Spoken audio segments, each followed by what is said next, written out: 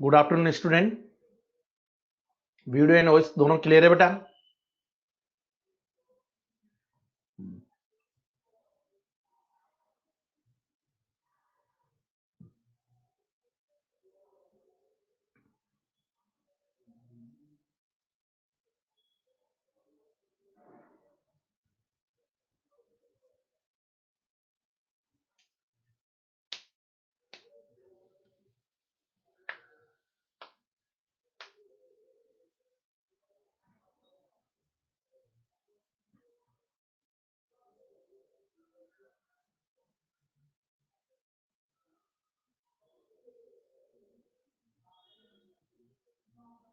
Video and voice दोनों clear है बेटा?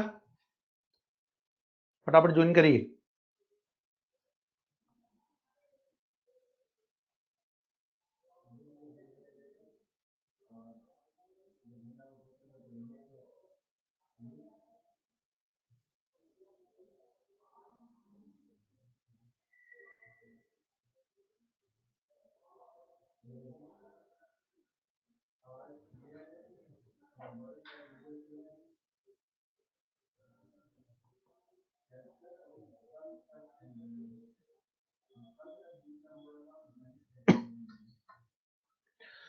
चलिए बेटा स्टार्ट करते हैं।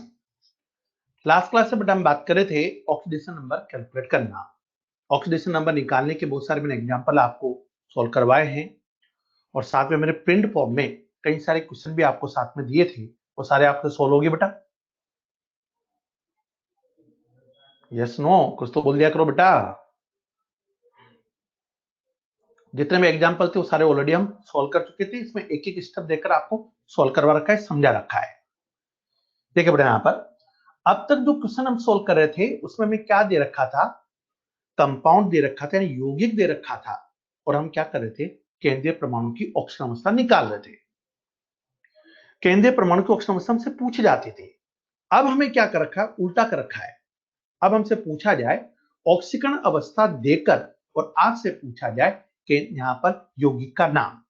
देखो कैसे, एक तो इसका एप्लीकेशन पढ़ रहे हैं। कैसे? मैंने एक एग्जांपल दिया।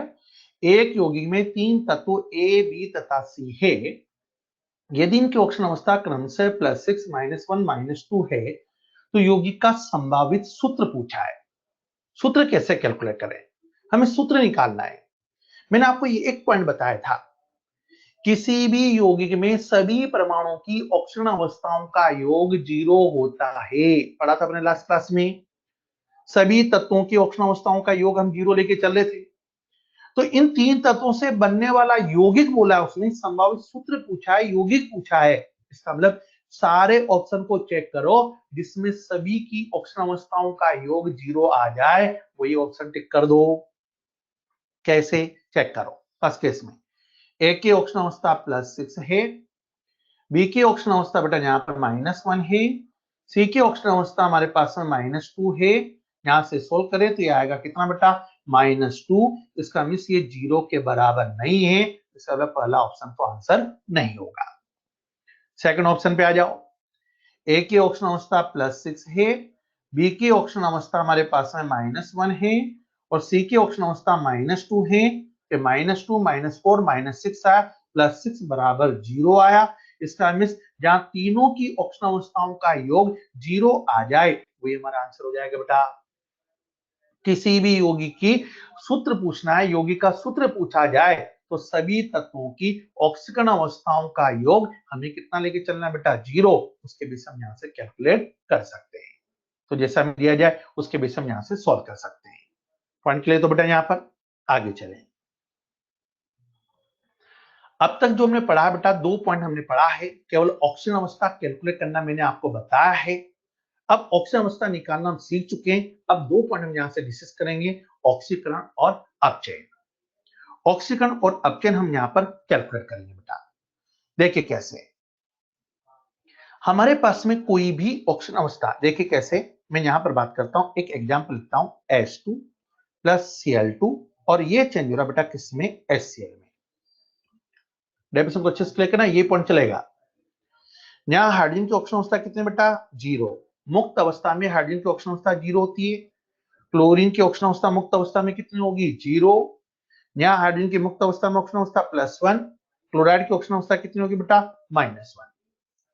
ये 0 चेंज हो रहा है किसमें बेटा +1 में। जब 0 +1 में चेंज हुआ तो ऑक्सीजन अवस्था बढ़ी या घटी? ऑक्सीजन अवस्था में क्या होगी वृद्धि, और जहां ऑक्सीजन अवस्था में वृद्धि होती है उसी को हम बोलते हैं बेटा ऑक्सीकरण। और ये 0 चेंज हो रहा बेटा -1 में, तो यहाँ ऑक्सीजन अवस्था में क्या हुई कमी, और जहां कमी होती है उसको बोलते हैं बेटा अपचयन। इसका हमें क्या डेफिनेशन निकल के आ गई? अपचयन की बात करें बेटा तो अपचयन किसे बोलोगे? अपचयन का मीन्स क्या आ गया? ऑक्सीकरण नंबर या ऑक्सीजन अवस्था में क्या हो बेटा कमी। जहां भी ऑक्सीजन अवस्था में कमी होगी उसी को क्या बोलोगे बेटा अपचयन। या दूसरा एग्जांपल और, क्लोरीन की ऑक्सीजन अवस्था कितनी थी 0, किस में चेंज हुआ -1 में।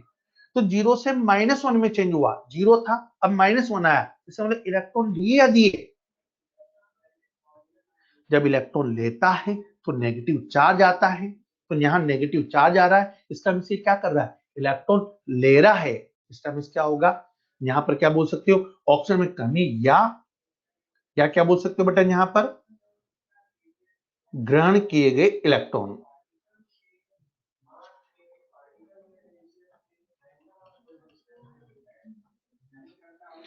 इलेक्ट्रॉन लेता है तो क्या बोलोगे बेटा अपचयन, या ऑक्सीजन अंक में कमी होती है तब भी क्या बोलोगे अपचयन। दूसरा केस। अब हम आ जाए ऑक्सीकरण पर।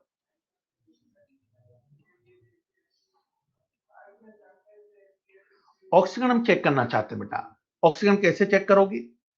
यहां पर देखो बेटा हमारे पास में 0 किस में चेंज हुआ था +1 में, तो 0 +1 में चेंज हुआ, 0 चेंज हुआ +1 में, तो ऑक्सीजन अंक में क्या हुई वृद्धि। जब ऑक्सीजन अंक में वृद्धि हो रही है इसका मीन्स क्या लिखोगे ऑक्सीकरण अंक में वृद्धि। या 0 चेंज हुआ, 0 किस में चेंज हुआ +1 में, +1 में पॉजिटिव साइन आ रहा है। पॉजिटिव का मतलब क्या हुआ?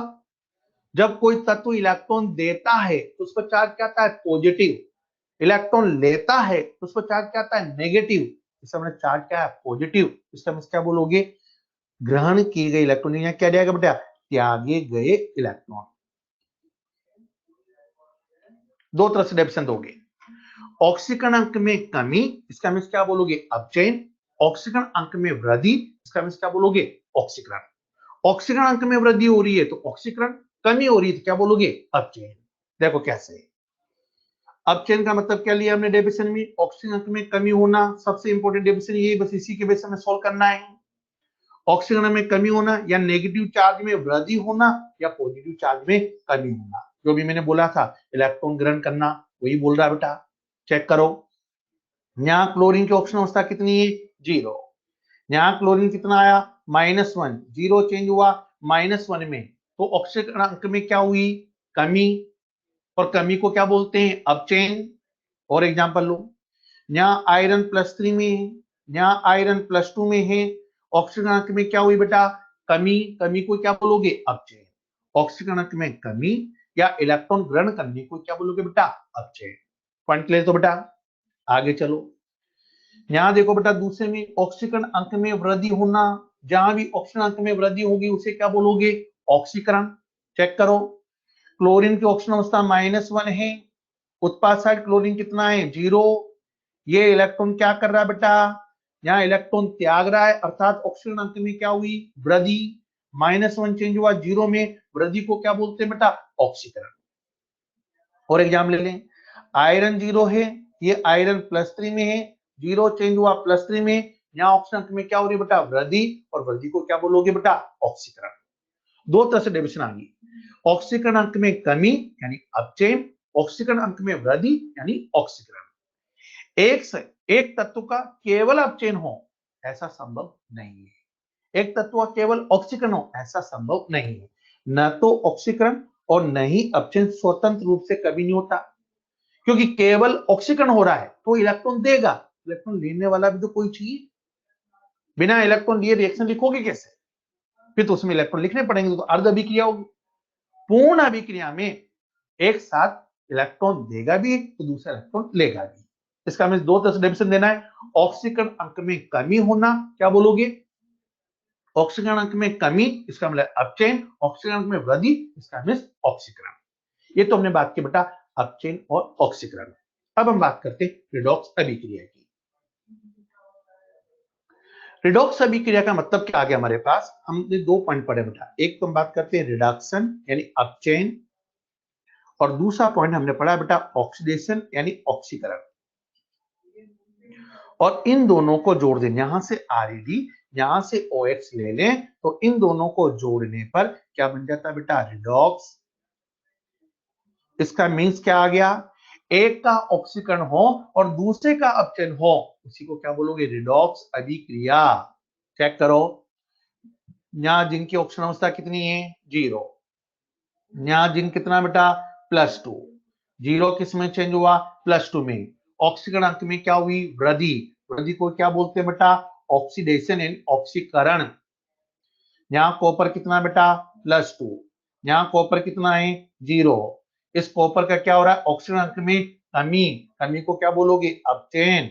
इसका मींस वो अभिक्रिया जिसमें एक का ऑक्सीकरण हो दूसरे का अपचयन हो, उसी को क्या बोलोगे बेटा रिडॉक्स अभिक्रिया। यानी वो अभिक्रिया जिसमें ऑक्सीकरण तथा अपचयन दोनों साथ साथ होते हैं, उसी को हम बोलेंगे बेटा रिडॉक्स अभिक्रिया।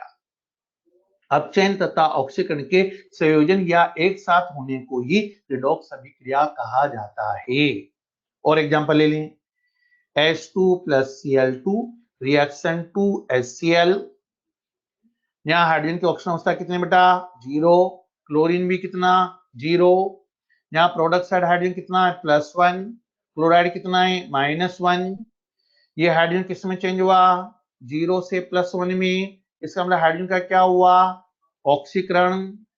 ऑक्सीकरण अंक में वृद्धि को क्या बोलोगे ऑक्सीकरण।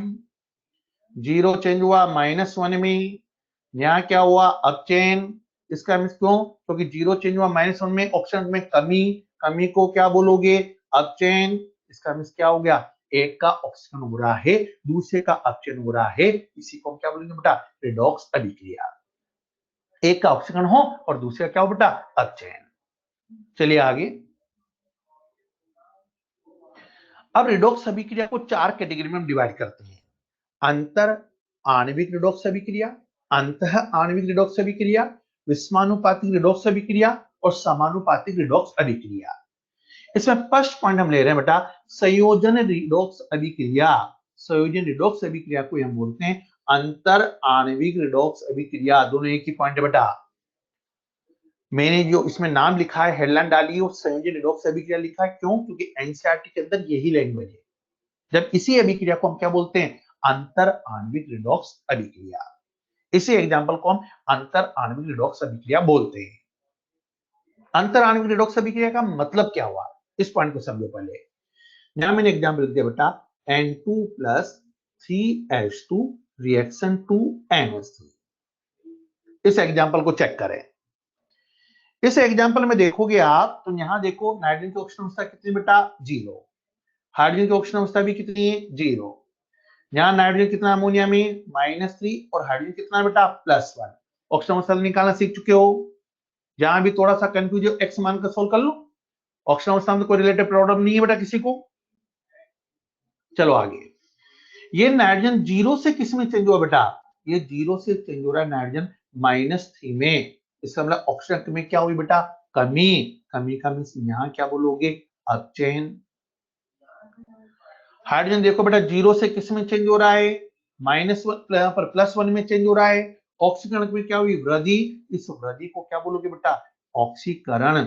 इसका मतलब क्या हुआ एक का यहां पर अपचयन हो रहा है दूसरे का ऑक्सीकरण हो रहा है।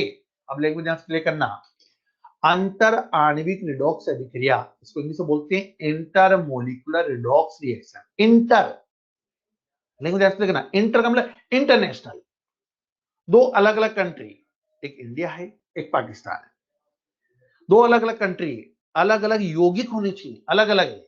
अब इंडिया में इंडिया क्या कर रहा है पैसा दे रहा है, पाकिस्तान पैसा ले रहा है, तो जो दे रहा उसका क्या हुआ ऑक्सीकरण, जो ले रहा उसका क्या हुआ अपचयन। दोनों यौगिक अलग अलग थे, दोनों कंट्री अलग अलग थी।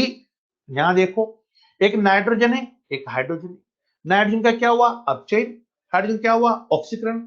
अलग अलग तत्व है, एक नाइट्रोजन एक हाइड्रोजन, तत्व क्या है, अलग अलग, यौगिक भी अलग अलग है। एक तत्व अयौगिक, यहां पर हमारे पास नाइट्रोजन है, एक हाइड्रोजन है, यौगिक भी अलग है और तत्व भी अलग अलग है। इसका क्या डेफिनेशन निकल के आए, भिन्न भिन्न यौगिक, अलग अलग यौगिक है, भिन्न भिन्न यौगिक के भिन्न भिन्न तत्वों का ऑक्सीकरण तथा अपचयन होता हो। डेफिनेशन क्या लिख सकते हो बेटा यहां पर,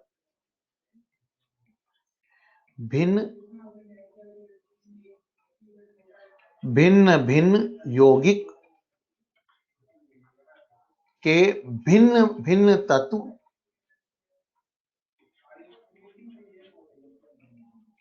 का ऑक्सीकरण तथा अपचयन होता हो।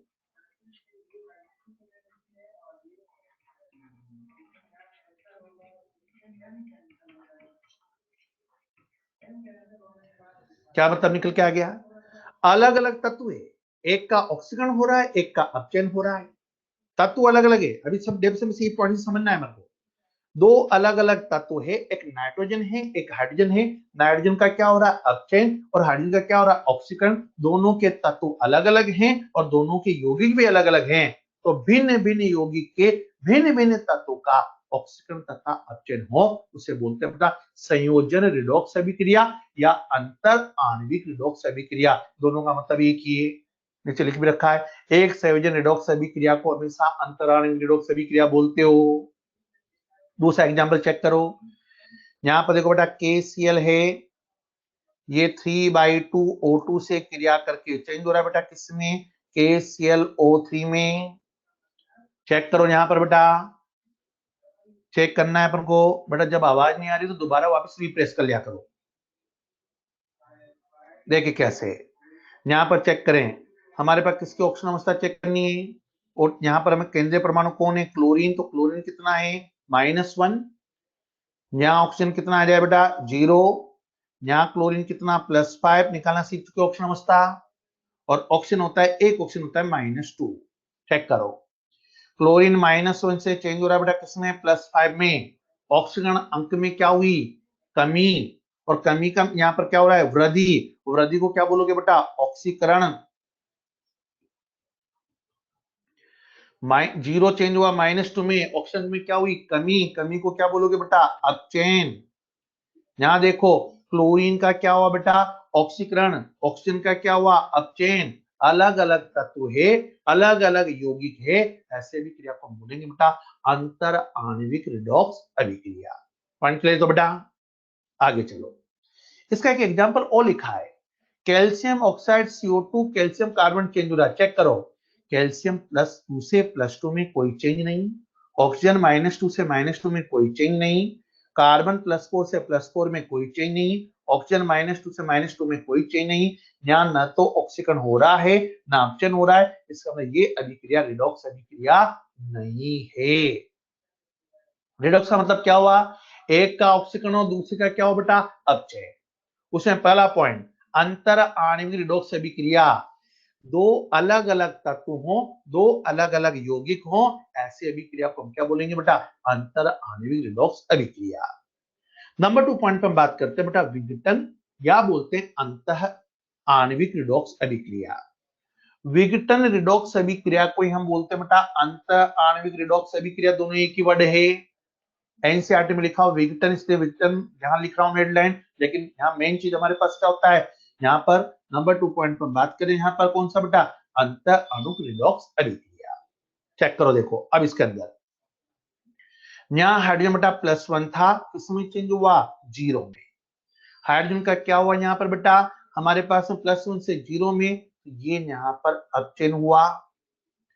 ये क्लोरीन -1 से चेंज हुआ 0 में, तो यहाँ इसका क्या हुआ बेटा, ऑक्सीकरण हुआ। इसका मीन्स क्या हुआ, अलग अलग तत्व हैं। अब देखो, एक यौगिक है HCl, उसमें हाइड्रोजन की बात करें क्लोरीन की बात करें, लेकिन यौगिक तो एक है ना। एक यौगिक के अलग अलग तत्व का ऑक्सीकरण तथा अपचयन हो, बड़ी ध्यान समझना। यौगिक एक है, इसके पहले दोनों यौगिक ही अलग अलग थे, यहाँ यौगिक एक है, उसके तत्व अलग अलग है। इसका मीन्स क्या लिखोगी, एक ही यौगिक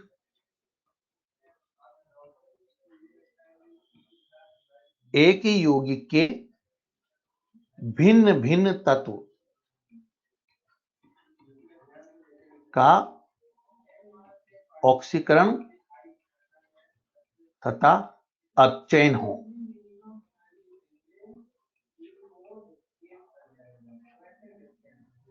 चेक किया हमने। हाइड्रोजन का क्या हो रहा है बेटा? अपचयन। क्लोरीन का क्या हो रहा है यहां पर? ऑक्सीकरण।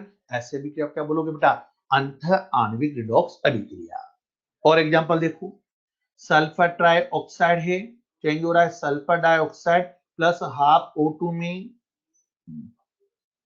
चेक करो तो यहाँ ऑक्सीजन अवस्था चेक करें बेटा। ऑक्सीजन अवस्था चेक करोगे तो यहाँ सल्फर कितना आ रहा है? +6। ऑक्सीजन कितना आ रहा है? -2। यहाँ सल्फर +4। यहाँ पर ऑक्सीजन कितना आ रहा है? 0। चेक करो, इस सल्फर का क्या हुआ बेटा? यहाँ पर +6 चेंज हुआ +4 में। ऑक्सीजन अंक में क्या हुई? कमी। कमी को क्या बोलोगे बेटा? अपचयन। यहां से -2 किस में चेंज हुआ? 0 में। यहाँ क्या बोलोगे बेटा इसको? ऑक्सीकरण। अब देखो यहाँ पर सल्फर का क्या हो रहा है? अपचयन। ऑक्सीजन का क्या हो रहा है? ऑक्सीकरण।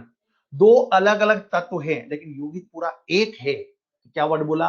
एक ही यौगिक के भिन्न भिन्न तत्वों का ऑक्सीकरण तथा अपचयन होता है, उसी को हम बोलते हैं बेटा अंतः आणविक रिडॉक्स अभिक्रिया।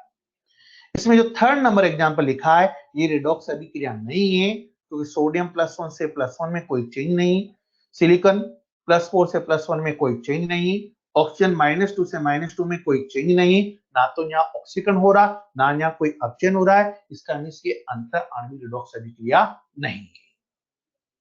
आगे चले बेटा, अब हम बात करते हैं विस्मानुपातिक रिडॉक्स अभिक्रिया या वित्तानुपातन रिडॉक्स अभिक्रिया। डिसप्रोपोर्शनल रिडॉक्स रिएक्शन बहुत इंपॉर्टेंट एग्जांपल है बेटा, इसे भी क्वेश्चन पूछा जाता है।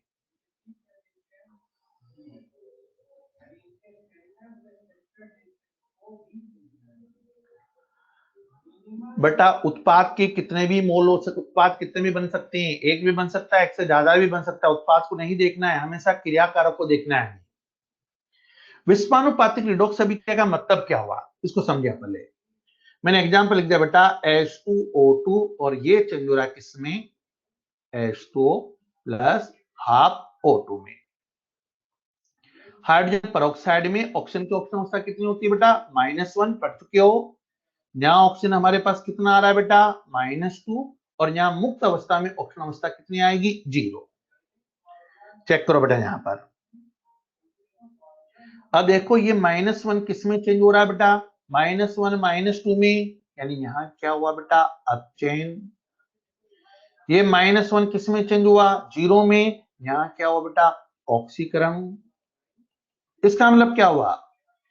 इस ऑक्सीजन का ही ऑक्सीकरण हो रहा है, ऑक्सीजन का ही अपचयन हो रहा है, तो तत्व एक ही हुआ ना। ऑक्सीजन का ही ऑक्सीकरण है, ऑक्सीजन का ही अपचयन है, तो एक ही तत्व हुआ। लेकिन हाइड्रोजन पेरोक्साइड यौगिक कितना है? यौगिक भी एक ही है। तो अब डेफिनेशन क्या निकल के आएगी?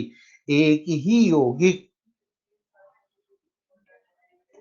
एक ही यौगिक के एक ही तत्व का ऑक्सीकरण तथा अपचयन होता हो।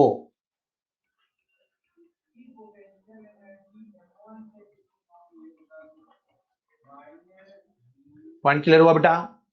एक ही यौगिक के एक ही तत्व का ऑक्सीजन का ऑक्सीकरण हो, ऑक्सीजन का ऑक्सीकरण हो रहा है, ऑक्सीजन का ही अपचयन हो रहा है, एक ही तत्व है। यौगिक भी एक ही H2O2 का, एक ही यौगिक के एक ही तत्व का ऑक्सीजन तथा अपचयन हो, उसी को हम क्या बोलेंगे बेटा? विस्मानुपातिक या व्युत्पानुपातिक रिडॉक्स अभिक्रिया। यहां से हम बोल सकते हैं बेटा डेफिनेशन, इस रिडॉक्स प्रतिक्रिया में समान ऑक्सीजन अवस्था में उपस्थित एक ही तत्व का अपचयन तथा ऑक्सीकरण होता है। और एग्जांपल लो, यहाँ क्लोरीन की ऑक्सीजन अवस्था 0, प्रोडक्ट साइड में क्लोरीन कितना आ रहा है बेटा? +5, साथ में -1, ये 0 चेंज हुआ +5 में, तो यहाँ क्या हुआ? ऑक्सीकरण। ये 0 चेंज हुआ -1 में, तो यहाँ इसका क्या हो गया बेटा? अपचयन। क्लोरीन का है ऑक्सीकरण, क्लोरीन का है अपचयन हो रहा है, ऐसे भी क्रिया को हम बोलते हैं बेटा वित्तानुपातिक रिडॉक्स अभिक्रिया। और एग्जांपल ले, एक एग्जांपल में लिख दिया MnO4 -2 चेंज हो रहा है MnO4 माइनस प्लस MnO2 में। चेक करो यहां पर, यहां से हम चेक करना चाहते हैं बेटा, कैसे चेक करोगे? सबसे पहले केंद्रीय परमाणु की ऑक्सीजन अवस्था निकालो। बताओ यहाँ मैग्नीज की ऑक्सीजन अवस्था कितनी आई? +6। यहाँ मैग्नीज कितना? +7। MnO2 में मैग्नीज कितना बेटा? +4। जहां थोड़ा सा भी कंफ्यूज हो वहां x मानकर सोल्व कर लो। +6 किस में चेंज हुआ? +7 में। ऑक्सीजन अवस्था में कमी या वृद्धि? वृद्धि। वृद्धि का मीन्स क्या बोलोगे? ऑक्सीकरण। +6 चेंज हो रहा है +4 में। यहाँ क्या हो बेटा? यहाँ ऑक्सीजन अवस्था में कमी। कमी का मीन्स क्या बोलोगे? अपचयन। किसका ऑक्सीकरण हुआ? मैग्नीज का। अपचयन किसका हुआ? मैग्नीज का। एक ही यौगिक के एक ही तत्व का ऑक्सीकरण तथा अपचयन होता है, उसे हम बोलते हैं वितानुपातन रिडॉक्स अभिक्रिया। कैलकुलेट कर सकते हो इस टाइप से बेटा। तो यहां से हमारे पास अब आंसर देना 3 पॉइंट। अलग अलग तत्व हो, अलग अलग यौगिक हो, तो क्या बोलोगे? अंतर आणविक रिडॉक्स अभिक्रिया। अलग अलग तत्व हो, एक ही यौगिक हो, तो अंतर आणविक रिडॉक्स अभिक्रिया। एक ही तत्व हो, एक ही यौगिक हो, उसे क्या बोलोगे? वितानुपातन रिडॉक्स अभिक्रिया। तीनों पॉइंट क्लियर है बेटा? आगे चलो नंबर 4 पॉइंट पर। नंबर 4 पॉइंट पर पढ़ते हैं बेटा, कॉम प्रपोर्शनेशन रिडॉक्स अभिक्रिया। कॉम प्रपोर्शनल रिडॉक्स अभिक्रिया मतलब समानुपातिक रिडॉक्स अभिक्रिया। समानुपातिक रिडॉक्स अभिक्रिया, ये अभिक्रिया क्या होती है बेटा? वास्तव में ये वित्तानुपातिक रिडॉक्स अभिक्रिया का वित्क्रमानुपाती होती है। जो डिस्प्रपोर्शनल पढ़ा था उसका उल्टा। कैसे? चेक करो। H2 प्लस हाफ O2, ये चेंज हो रहा है बेटा किसमें? H2O2 में। ये रिएक्शन हमारे पास, यहां पर ऑक्सीजन की ऑक्सीजन अवस्था -2, यहां ऑक्सीजन कितना? 0, यहां ऑक्सीजन कितना? -1। चेक करें किसका ऑक्सीजन किसका अपचयन हो रहा है बेटा। यहां देखो इस ऑक्सीजन का क्या हुआ बेटा? चेक करो, -2 चेंज हुआ -1 में। तो यहां पर इसका क्या हो गया बेटा? ऑक्सीकरण या अपचयन? यहां पर इसका ऑक्सीकरण, क्योंकि ऑक्सीजन अवस्था में क्या होगी? वृद्धि। 0 चेंज हुआ -1 में, इसका क्या हो गया बेटा? अपचयन। अब देखो यहां पर तत्व देखो, दोनों में ऑक्सीजन का ऑक्सीकरण, ऑक्सीजन का ही अपचयन हो रहा है। तत्व क्या है? समान है, लेकिन यौगिक अलग अलग है। तत्व समान हो, यौगिक अलग अलग हो, उसे बोलते हैं बेटा वित्तानुपातिक रिडॉक्स अभिक्रिया। यानी करें मतलब इसको याद नहीं रखना है, इतना याद रखो। हमने जो पढ़ा विस्मानुपातिक रिडॉक्स अभिक्रिया, डिस्प्रोपोर्शनल रिडॉक्स रिएक्शन का उल्टा क्या लेके चलोगे? वित्तानुपातिक रिडॉक्स अभिक्रिया। पॉइंट क्लियर हुआ? जो हमने पढ़ा है उसका उल्टा में यहां पर लेके चलना है। अब ये अभिक्रिया अंतर आणविक या अंतर आणविक, ऐसी कोई भी रिडॉक्स अभिक्रिया हो सकती है। हमें कोई एग्जांपल याद नहीं रखना है, हमें बस इतना से याद रखना है। क्या याद रखना है बेटा? 4 पॉइंट आंसर देना। भिन्न भिन्न यौगिक, भिन्न भिन्न तत्व, कौन सी अभिक्रिया? अंतर आणविक रिडॉक्स अभिक्रिया। भिन्न भिन्न तत्व, समान यौगिक, अंतः आणविक रिडॉक्स अभिक्रिया। समान यौगिक, समान तत्व, विस्मानुपातिक रिडॉक्स अभिक्रिया।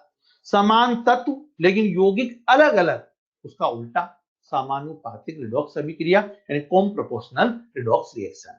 चारों डिफरेंस क्लियर हो गया बेटा? Yes no? अरे कुछ तो बोल दिया करो यार। ये तो बेटा हमने बात की यहां पर 4 तरह से रिडॉक्स अभिक्रिया। अब इन चारों रिडॉक्स अभिक्रिया कुछ न्यूमेरिकल हम सॉल्व करते हैं, लेकिन कई बार क्वेश्चन पूछा जाता है निम्न में से कौन सी रिडॉक्स अभिक्रिया नहीं है, इस टाइप का क्वेश्चन पूछा जाता है। अब रिडॉक्स अभिक्रिया कौन कौन सी रिडॉक्स अभिक्रिया नहीं होगी, इसके केवल 2 एग्जांपल हमें देखना है। जहां भी एसिड बेस क्रिया करता है उसे बोलते हैं उदासीकरण अभिक्रिया, और उदासीकरण अभिक्रिया कभी भी रिडॉक्स नहीं होती है। कैसे चेक करो? हाइड्रोजन +1 से +1 में कोई चेंज नहीं, क्लोराइड -1 से -1 में कोई चेंज नहीं, सोडियम +1 से +1 में कोई चेंज नहीं, ऑक्सीजन -2 से -2 में कोई चेंज नहीं, हाइड्रोजन +1 से +1 में कोई चेंज नहीं। न तो ऑक्सीकरण हो रहा है और न ही अपचयन हो रहा है, तो जहां भी एसिड बेस की क्रिया होगी उसे क्या बोलोगे बेटा, नॉन रिडॉक्स रिएक्शन, यानी ये रिडॉक्स अभिक्रिया नहीं होती है। दूसरा एग्जांपल, द्वित्व अपघटन या प्रतिस्थापन अभिक्रिया, एक को दोनों विस्थापित करें। यहां देखो क्लोराइड सोडियम यहाँ पर नाइट्रेट को विस्थापित कर रहा है, यहाँ पे बना सिल्वर क्लोराइड, और सिल्वर क्लोराइड क्या अवशेष बनता है, अवशेष बनता है, इसे बोलते हैं अवक्षेपण अभिक्रिया, पीपीटी, प्रेसिपिटेशन रिएक्शन। और जहां भी इस टाइप का अवशेष बनेगा न तो वहां ऑक्सीकरण होगा ना ही अपचयन होगा। कैसे, सिल्वर +1 से +1 में कोई चेंज नहीं, ना नाइट्रोजन +5 से +5 में नो चेंज, ऑक्सीजन -2 से -2 में नो चेंज, सोडियम +1 से +1 में नो चेंज, क्लोराइड से -1 में -1 से नो चेंज। इसका मैं दो एग्जांपल याद रखो, क्या, सभी उदासीकरण अभिक्रियाएं तथा प्रतिस्थापन अभिक्रिया कभी भी रिडॉक्स अभिक्रिया नहीं होती है। कैसे चेक करोगे, क्वेश्चन देखते हैं। निम्नलिखित अभिक्रिया में कौन सी रिडॉक्स अभिक्रिया है, चार ऑप्शन दे रखे हैं, फटाफट सोल्व करिए।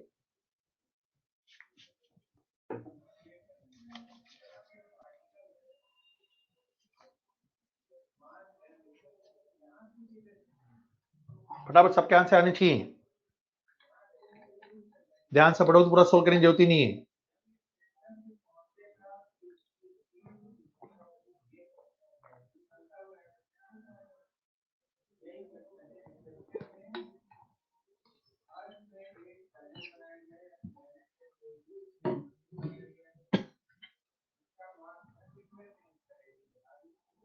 ऑप्शन दे रखा है, क्वेश्चन में आंसर भी टिक कर रखा है, बोल्ड दिखा रखा है, लेकिन वो आंसर अपन चेक करके सोल्व करना है।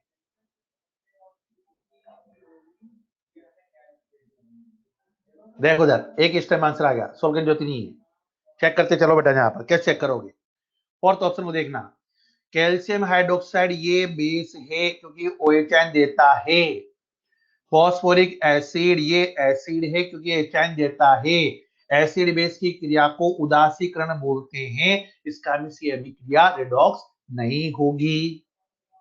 आगे चेक करो, सेकंड केस में देखो, ये लवण है, HCl से क्रिया करके लवण बना रहा है, लवण का बनना ये भी उदासीकरण अभिक्रिया है, ये भी यहाँ पर रिडॉक्स अभिक्रिया नहीं होगी। फर्स्ट में देखो HCl से क्रिया करके लवण और लवण बना रहा है, ये भी रिडॉक्स अभिक्रिया नहीं होगी, डायरेक्ट टिक कर सकते हो। चेक करो अब, यहाँ कॉपर की ऑक्सीजन अवस्था +2, यहाँ कॉपर 0, इस कॉपर का क्या हुआ बेटा, अपचयन, यहाँ नाइट्रोजन -3, यहाँ नाइट्रोजन 0, इस नाइट्रोजन का क्या हुआ बेटा, ऑक्सीकरण, इसका आंसर क्या बन गया बेटा, रिडॉक्स अभिक्रिया। इस टाइप से हम कैलकुलेट कर सकते हैं, सॉल्व कर लोगे इस टाइप से बेटा। चलिए आगे नेक्स्ट क्वेश्चन और देखो, निम्न में से कौन सा वित्तानुपातन यानी डिस्प्रोपोर्शनल रिडॉक्स रिएक्शन है, करिए सॉल्व।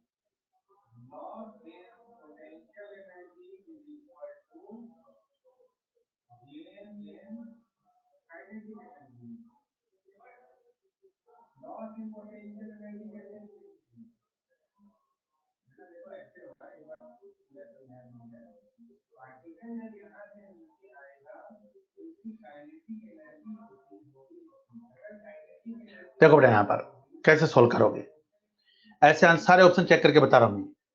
लास्ट वाले केस में केंद्रीय परमाणु क्लोरीन है, क्लोरीन की ऑक्सीजन अवस्था यहाँ कितनी बेटा, +5, ऑक्सीजन कितना -2, यहाँ क्लोरीन कितना आएगा -1, ऑक्सीजन कितना आएगा बेटा 0, यहाँ क्लोरीन का क्या हुआ बेटा हमारे पास में, क्लोरीन का अपचयन, यहाँ ऑक्सीजन का क्या हुआ, ऑक्सीकरण, इसका मीन्स अलग अलग तत्व हैं, अलग अलग तत्व को हम क्या बोलेंगे यहाँ पर बेटा, लेकिन यौगिक एक है, अंत आणविक रिडॉक्स अभिक्रिया।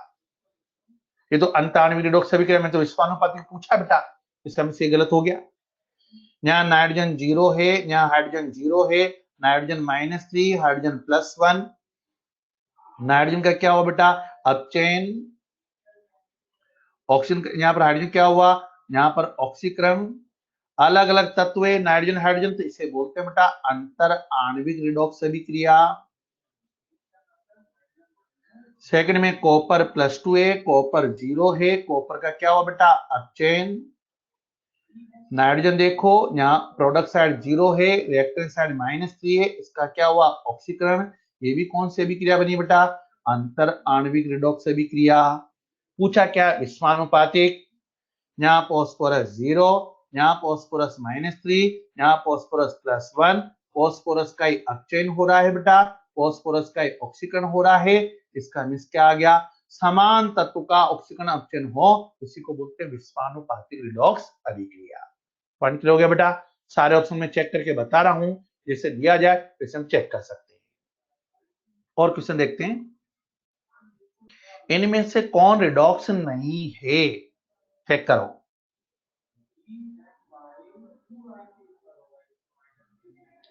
कौन सी रिडॉक्स अभिक्रिया नहीं है? एक स्टेप में आंसर आ रहा है। यहां देखो, इन दोनों से बात करें, दोनों विस्थापन करा, दिक विस्थापन है, प्रतिस्थापन अभिक्रिया है। बेरियम सल्फेट बन रहा है और बेरियम सल्फेट का अवक्षेप बनता है, इसे बोलते हैं अवक्षेपण अभिक्रिया। और ये यहाँ पर बेटा कभी भी रिडॉक्स अभिक्रिया नहीं होगी। यहाँ पर इसको हमें चेक करने की जरूरत ही नहीं है, डायरेक्ट आंसर टिक कर सकते हो। इस टाइप से हम यहाँ से कैलकुलेट कर सकते हैं। ये तो हमने बात की रिडॉक्स अभिक्रिया, और रिडॉक्स अभिक्रिया में 4 केस पढ़े हैं, उनके बेस हम सॉल्व कर रहे हैं। अब हम 2 पॉइंट पढ़ेंगे, ऑक्सीकारक और अपचायक। चलिए आगे। रिडक्टेंट और ऑक्सीडेंट की बात करें, ऑक्सीकारक पदार्थ, और साथ में बात करेंगे बेटा अपचायक पदार्थ के, अपचायक अभिकर्मक की। देखिए कैसे रिएक्शन को देखो। पहले हमारे पास इस रिएक्शन को देखें। जिंक है, कॉपर सल्फेट से क्रिया करके क्या बना रहा बेटा? Zinc sulphate plus copper. ये जिंक 0 ऑक्सीजन अवस्था थी, इसमें चेंज हुआ बेटा +2 में, और 0 + 2 में चेंज हुआ तो इसका क्या हुआ? जिंक का ऑक्सीकरण। लैंग्वेज ध्यान से करना, ऑक्सीकरण, इसका मतलब जिसका स्वयं क्या हो बेटा? स्वयं ऑक्सीकृत हो, जिसके स्वयं का ऑक्सीकरण हो और दूसरे का अपचयन हो, उसे बोलते हैं अपचायक पदार्थ। अपचायक, लैंग्वेज ध्यान से लगना, अपचायक स्वयं का क्या हो? ऑक्सीकरण। उल्टा अपचायक यानी स्वयं का क्या हो? ऑक्सीकरण। ऑक्सीकारक +2 था, ये किसमें चेंज हो रहा है? 0 में, इसका क्या हो बेटा? अपचयन। इसका हमने स्वयं क्या हो बेटा? अपचयित। स्वयं अपचयित हो, 2 कंडीशन हमारे पास में आ गई। हमने क्या ले लिया बेटा? यहां पर 2 कंडीशन आ गई। जो स्वयं ऑक्सीकृत होते हो, दूसरे को अपचयित करते हो, उसे बोलते हैं अपचायक पदार्थ। जो स्वयं अपचयित होते हो, दूसरे को ऑक्सीकृत करते हो, उसे बोलते हैं बेटा ऑक्सीकारक पदार्थ। 2 डेफिनेशन हमारे पास निकल के आए। देखो कैसे। अपचायक, अपचायक मींस अन्य का अपचयन कर देता हो और स्वयं ऑक्सीकृत होता हो। स्वयं का क्या हो बेटा? ऑक्सीकरण। बस इतना सा पॉइंट रखो, ये 2 पॉइंट में नीचे और लिखे, इसकी जरूरत नहीं है अपन को। जितना ज्यादा आप लिखोगे उतने कंफ्यूज होंगे। ऑक्सीकरण का मतलब आप जानते हो, इलेक्ट्रॉन का खोना, ऑक्सीकरण अंक में वृद्धि होना, ये तो ऑक्सीकरण होता है। तो क्यों मैंने बार बार डेफिनेशन पढ़े? हम तो इतना से याद रखो, स्वयं का ऑक्सीकरण होगा उसे क्या बोलोगे? अपचयन। ऐसे यहां पर देखिए, ऑक्सीकारक, अन्य का ऑक्सीकरण करता हो, स्वयं अपचयित होता हो, जब स्वयं का अपचयन होगा उसे क्या बोलोगे? ऑक्सीकारक। 2 पॉइंट हमारे पास निकल का है। स्वयं का अपचयन होता है तो ऑक्सीकारक, स्वयं का ऑक्सीकरण होता है तो उसे क्या बोलोगे? अपचायक। देखो और एग्जांपल देखे समझते हैं। ऑक्सीकारक अभिकर्मक या ऑक्सीकारक, मैंने एक एग्जांपल लिख रखा है, और इस एग्जांपल के बेस पर हम चेक करना चाहते हैं बेटा कौन ऑक्सीकारक कौन अपचायक है। ये हमेशा मान के चलना, जब भी ऑक्सीकारक अपचायक पूछेगा तो वो एक रिडॉक्स अभिक्रिया होगी, और जब एक रिडॉक्स अभिक्रिया होगी तो रिडॉक्स में एक का ऑक्सीकरण होगा, दूसरे का अपचयन होगा। तो एक ऑक्सीकारक हुआ तो दूसरा ऑटोमेटिक क्या होगा, अपचायक। तो एक को चेक करो, दूसरे को चेक करने की जरूरत ही नहीं है। चेक करो, यहाँ हाइड्रोजन की ऑक्सीजन अवस्था 0 है, यहाँ हाइड्रोजन की +1 है, यहाँ क्लोरीन 0 है, यहाँ क्लोरीन -1 है। इस हाइड्रोजन का क्या हुआ बेटा, यहाँ पर ऑक्सीकरण हुआ। क्लोरीन का क्या हुआ, यहाँ पर अपचयन हुआ। और जिसका अपचयन होता है उसी को क्या बोलोगे बेटा, ऑक्सीकारक पदार्थ, यानी क्या हो बेटा, स्वयं अपचयित हो।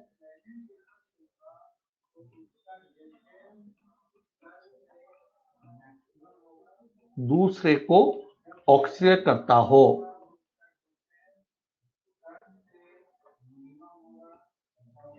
स्वयं अपचयित होते हो और दूसरे को क्या करे बेटा, ऑक्सीकृत। स्वयं अपचयित हो तथा दूसरे को ऑक्सीकृत करे।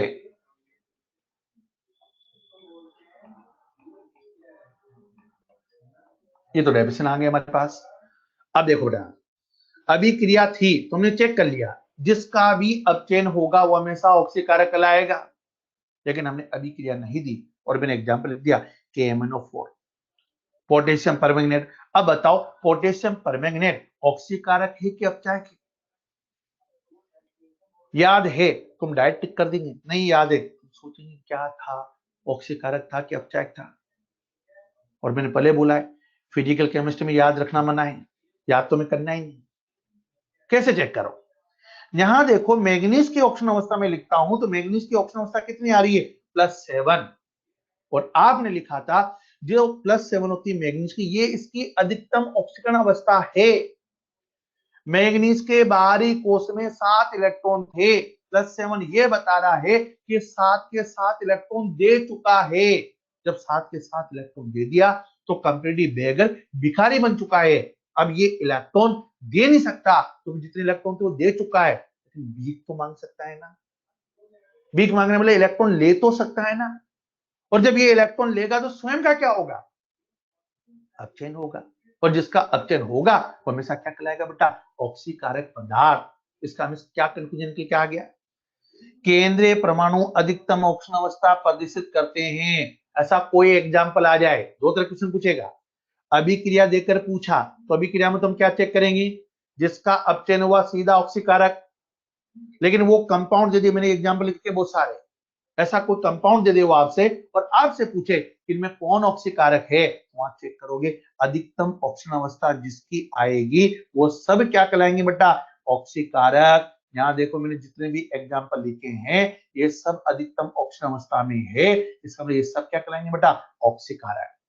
इसका मतलब जो कोई भी केंद्रीय परमाणु अधिकतम ऑक्सीजन अवस्था प्रदर्शित करेगा उसे हमेशा क्या बोलोगे, ऑक्सीकारक अधिकर्मक या ऑक्सीकारक पदार्थ। Point clear. कौन कौन से एग्जाम्पल होते हैं, फ्लोरीन प्रबलतम ऑक्सीकारक होता है क्योंकि फ्लोरीन हमेशा इलेक्ट्रॉन लेता है, क्योंकि इसकी विद्युत सबसे ज्यादा होती है। नंबर 2 में मैंने एग्जाम्पल लिखे बहुत सारे, ये एक भी एग्जाम्पल याद नहीं करना है। क्यों, कैसे पता करें, फिर सब में केंद्रीय परमाणु की ऑक्सीजन अवस्था निकालो, जिसकी अधिकतम ऑक्सीजन अवस्था होगी वो हमेशा क्या कहलाएगा बेटा, ऑक्सीकारक पदार्थ। अधिकतम ऑक्सीजन अवस्था के बेस पर हम कैलकुलेट कर रहे हैं। पॉइंट क्लियर है? तो बेटा दो पॉइंट के बेस हम सोल्व करेंगे, जिसका अपचयन है वो ऑक्सीकारक, या जो केंद्रीय परमाणु अधिकतम ऑक्सीजन अवस्था प्रदर्शित करेगा उसे क्या बोलोगे, ऑक्सीकारक। आगे चले बेटा, अपचायक पदार्थ।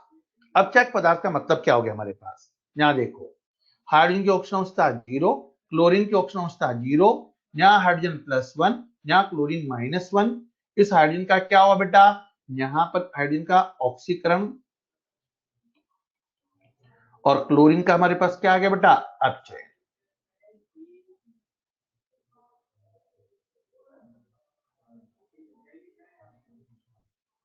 अब जिसका ऑक्सीकरण होगा उसी को क्या बोलोगे बेटा, अपचायक पदार्थ। इसका हम क्या बोलोगे बेटा, स्वयं ऑक्सीकृत हो तथा दूसरे को अपचयित करता हो।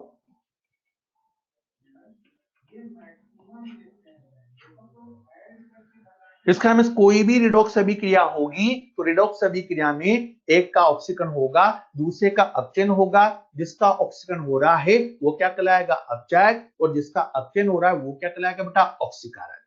दूसरा एग्जांपल, मैंने यहाँ एग्जांपल लिखा हाइड्रोजन सल्फाइड। हाइड्रोजन सल्फाइड में सल्फर की ऑक्सीजन अवस्था कितनी आ रही है? -3। सल्फर की न्यूनतम ऑक्सीजन अवस्था कितनी होती है? -2 होती है। सल्फर के बारह कोष में कितने इलेक्ट्रॉन होते हैं? 6। 2 इलेक्ट्रॉन और ले लिए, कितने हो गए? 8। सल्फर का अष्टक पूरा हो चुका है, यानी इसकी पॉकेट भर चुकी है। अब इलेक्ट्रॉन लेगा क्या? ले नहीं सकता, दे तो सकता है ना। और जब इलेक्ट्रॉन ये देगा तो स्वयं का क्या होगा बेटा? ऑक्सीकरण होगा। और जब स्वयं का ऑक्सीकरण होगा तो उस केस में क्या बोलोगे बेटा? जिसका ऑक्सीकरण होता है उसे अपचायक। इसका मींस मैंने क्या बोल दिया? केंद्रीय परमाणु न्यूनतम ऑक्सीजन अवस्था प्रदर्शित करते हैं वो हमेशा क्या कहलाएंगे बेटा? अपचायक पदार्थ। अधिकतम ऑक्सीजन अवस्था वाले ऑक्सीकारक, न्यूनतम ऑक्सीजन अवस्था वाले अपचायक, और जो इनके बीच में आ जाए, जो ना तो अधिकतम हो ना न्यूनतम हो, वो ऑक्सीकारक भी हो सकते हैं, वो अपचायक भी हो सकते हैं। वो डिपेंड करेगा अभिक्रिया में। उनके बारे में डायरेक्ट कुछ नहीं बोल सकते बिना अभिक्रिया के। एग्जाम्पल लें, लिथियम प्रबल अपचायक होता है। साथ में देखो हाइड्रोजन सल्फाइड -2, यहाँ नाइट्रोजन कितना होता है बेटा? -3। अमोनिया में यहाँ पर नाइट्रोजन कितना होता है? -3। ये इनकी न्यूनतम ऑक्सीजन अवस्था है, इससे हमने इनको क्या बोल दिया बेटा? अपचायक पदार्थ। 2 एग्जाम्पल हमें याद रखने पड़ेंगे। ऑक्सीजन प्रबलतम, यहाँ पर ऑक्सीजन ऑक्सीकारक की तरह व्यवहार करता है। ओजोन जो आएगा, सॉरी, ओजोन ऑक्सीकारक की तरह हमेशा कार्य करेगा। H2O2, sulphur dioxide, nitrous acid, ये दोनों की तरह कार्य करते हैं। ये तीनों जो मैंने एग्जांपल बताए हैं ये ऑक्सीकारक और अपचायक तीनों की तरह कार्य करते हैं। तीनों तरह से हम यहाँ पर इसको यूज कर सकते हैं। पॉइंट क्लियर हो गया बेटा? यहाँ पर 2 चीज याद रखो। रिडॉक्स अभिक्रिया में जिसका ऑक्सीकरण है वो क्या है?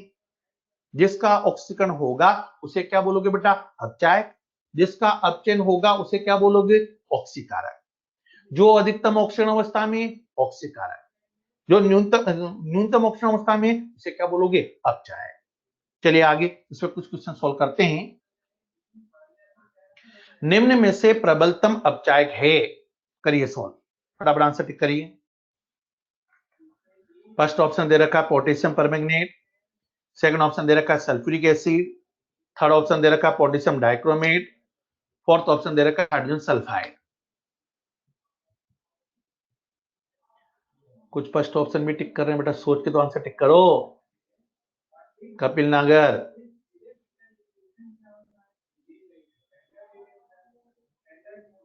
चले बेटा, सबके आंसर ऑलमोस्ट करेक्ट हैं। कैसे चेक करोगे? यहाँ केंद्रीय परमाणु मैग्नीज है, मैग्नीज की ऑक्सीजन अवस्था कितनी बेटा? +7, ये इसकी अधिकतम ऑक्सीजन अवस्था है। यहाँ केंद्रीय परमाणु सल्फर, इसकी अधिकतम ऑक्सीजन अवस्था +6 है। यहाँ क्रोमियम, क्रोमियम की अधिकतम ऑक्सीजन अवस्था +6 है। ये सब अधिकतम ऑक्सीजन अवस्था में है, लेकिन लास्ट वाले केस में सल्फर -2 है, ये न्यूनतम ऑक्सीजन अवस्था में है। और जो न्यूनतम ऑक्सीजन अवस्था में होता है वही अपचायक होगा बेटा। यहाँ अपचायक कौन सा ऑप्शन हो जाएगा बेटा? Fourth option. इस टाइप से हम यहाँ से कैलकुलेट कर सकते हैं। अब देखो बेटा, ऑक्सीजन अवस्था के बेस पर एक बहुत इंपॉर्टेंट क्वेश्चंस बनते हैं। कैसे? देखो इस पॉइंट को समझिए। हम ऑक्सी अम्लों की अम्लीय सामर्थ्य की तुलना करते हैं और हम बोलते हैं अम्लीय प्रवृत्ति। ये इनऑर्गेनिक केमिस्ट्री में बहुत डिस्कस करोगे, इसी पॉइंट को हम बेटा वहां पर आगे चल के पढ़ेंगे आयोनिक इक्विलिब्रियम में भी। अम्लीय प्रवृत्ति ऑक्सीकरण अंक के समानुपाती होती है जब, ध्यान समझना, जब केंद्रीय परमाणु समान हो।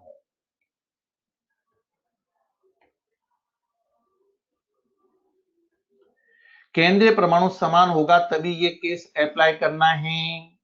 कैसे चेक करो? यहाँ क्लोरीन क्लोरीन क्लोरीन क्लोरीन सब में केंद्रीय परमाणु समान है। यहाँ पर ऑक्सीजन अवस्था +1, यहाँ +3, यहाँ +5, यहाँ +7, जिसकी सबसे ज्यादा ऑक्सीजन अवस्था होगी उसकी अम्लीय प्रवृत्ति भी सबसे ज्यादा। अम्लीय प्रवृत्ति सबसे ज्यादा किसकी? HClO4, फिर HClO3, फिर HClO2, फिर HClO। ऐसे देखो सल्फ्यूरिक एसिड में +6 है, सल्फ्यूरिक एसिड में +4 है, तो सल्फ्यूरिक एसिड ज्यादा अम्लीय होगा सल्फ्यूरिक एसिड से। नाइट्रिक एसिड और नाइट्रस एसिड में +5 +3, तो नाइट्रिक एसिड ज्यादा अम्लीय होगा। जब केंद्रीय परमाणु समान होगा तो ऑक्सीजन अवस्था के बेस पर कैलकुलेट करोगे, लेकिन अलग अलग केंद्रीय परमाणु आ जाए तो फिर विधुरता के आधार पर सोल्व करोगे। वो बात करेंगे पीरियोडिक टेबल के अंदर, वो आप पीरियोडिक टेबल के अंदर डिस्कस करोगे। ये तो हमने बात की किसके बेस पर, ऑक्सीजन अणु के आधार पर। जिस पर जितना ज्यादा पॉजिटिव चार्ज होगा वो उतने ही ज्यादा इलेक्ट्रॉन लेगा, और जो जितने ज्यादा इलेक्ट्रॉन लेगा उसकी अम्लीय प्रवृत्ति उतनी ही ज्यादा होगी। आगे चलें, ये एक अपवाद है हमारे पास, phosphorus, phosphoric acid, phosphorous acid, hypophosphorous acid, तीनों में उल्टा होता है। इसका कारण हम पढ़ते हैं बेटा, अनुनाद के कारण। ये इनऑर्गेनिक केमिस्ट्री में आप डिस्कस करोगे, पूरा स्ट्रक्चर बनाकर सोल्व करोगे। अनुनाद के कारण बोल सकते हो, या बोल सकते हो के मान के आधार पर।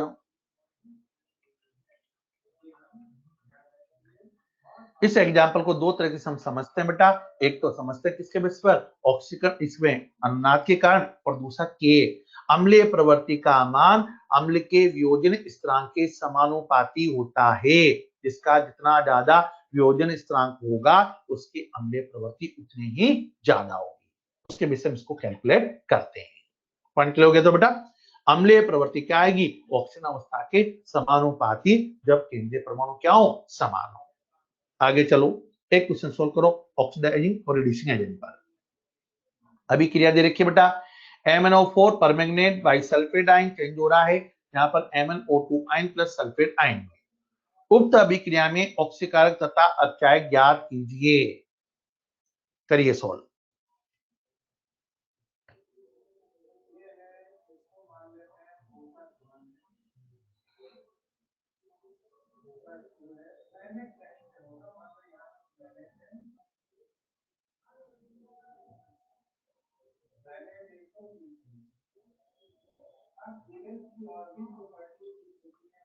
बेटा जिसको कोई प्रॉब्लम आ जाए बीच में, कहीं कुछ मिस्टेक हो जाती है तो रिप्लेस कर लिया करो, उससे आपको वॉइस और वीडियो दोनों अच्छे से क्लियर हो जाएंगे।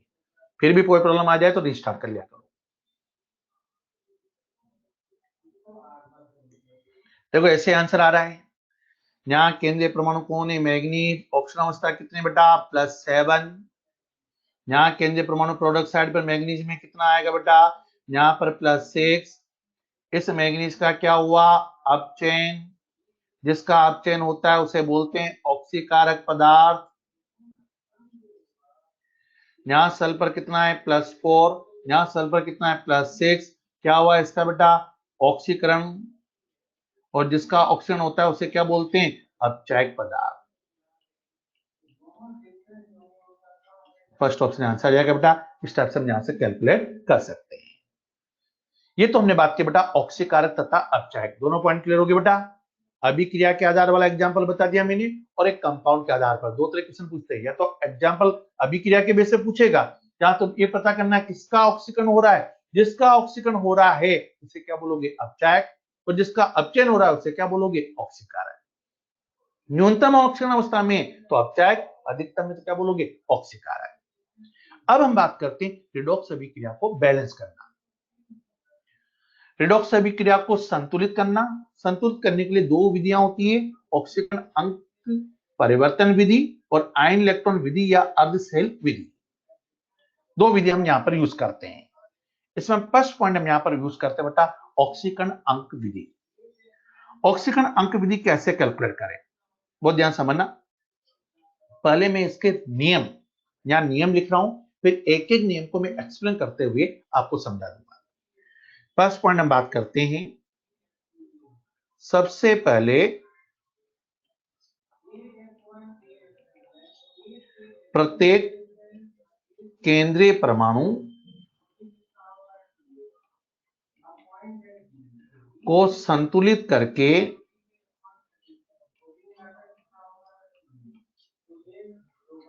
ऑक्सीकरण अवस्था ज्ञात करते हैं। फिर ऑक्सीकरण अंक में परिवर्तन ज्ञात करते हैं।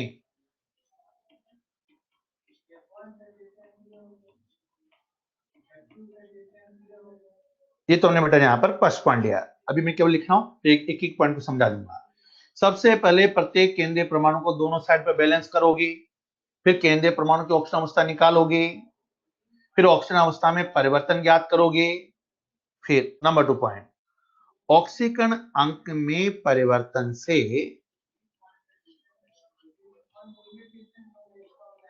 विपरीत क्रम में गुणा करते हैं। जो परिवर्तन आएगा उसको दोनों साइड पर उल्टा सुल्टा गुणा करना है, यानी विपरीत क्रम में क्रॉस मल्टीप्लाई करना है। नंबर 3, जिस और ऑक्सीजन में कमी होती है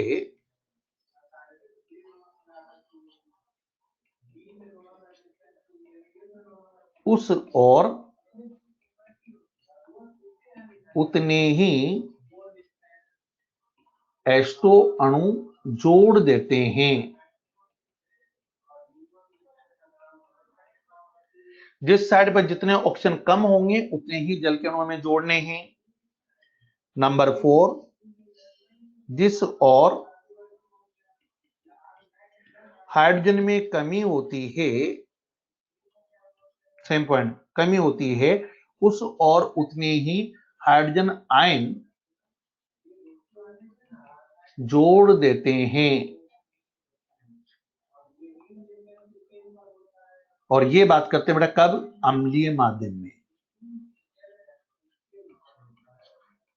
और लास्ट पॉइंट हम लेते हैं बेटा, H आयन के समान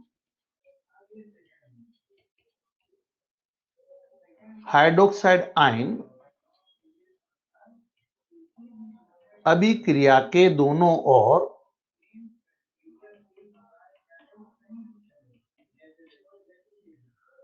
जोड़ देते हैं। और ये हम बात करते हैं बेटा क्षारीय माध्यम। देखो बेटा यहां पर 5 पॉइंट है। क्वेश्चन में लिखा होगा H आयन, इसका मतलब अम्लीय माध्यम। जहां OH आयन लिखा है इसका मतलब क्षारीय माध्यम। क्वेश्चन में क्लियर मेंशन करेगा। सबसे पहले केंद्रीय परमाणु को आप संतुलित करोगे, फिर ऑक्सीकरण अंक में कैलकुलेट करोगे, फिर ऑक्सीजन अंक में परिवर्तन निकालोगे, उस परिवर्तन से विपरीत क्रम में गुणा करोगे। जिस और जितने ऑक्सीजन कम होंगे उतने जल के अणु जोड़ोगे। 2 ऑक्सीजन कम है तो वहां 2 H2 जोड़ने हैं। जिस और जितने हाइड्रोजन कम है उतने ही H आयन जोड़ोगे। अम्लीय माध्यम बोला है तो पहले 4 पॉइंट में हमारा आंसर आ जाएगा। लेकिन सारे माध्यम बोला है तो जितने H आयन होंगे उतने ही OH आयन दोनों साइड जोड़ोगे।